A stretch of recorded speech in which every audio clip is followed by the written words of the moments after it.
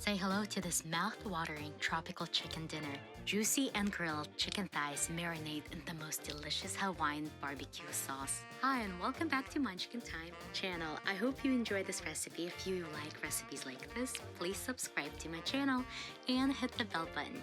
To make this recipe, you need 3/4 cup of soy sauce, 3/4 cup of ketchup, 1 cup of brown sugar, 1/3 cup of chicken broth, 2½ teaspoons of ginger, and 2 teaspoons of garlic. Mix all of these ingredients in a bowl.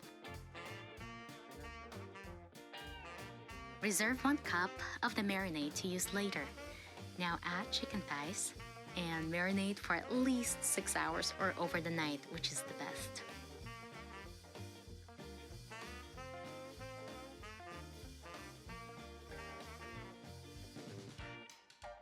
After marinating, grill on a high heat for about 3 to 4 minutes each side. While grilling, brush chicken with the reserved marinade. After, slice it up and serve over freshly made rice. I like to use basmati rice, and I like to use avocados. Brush the rest of the marinade over the chicken and enjoy.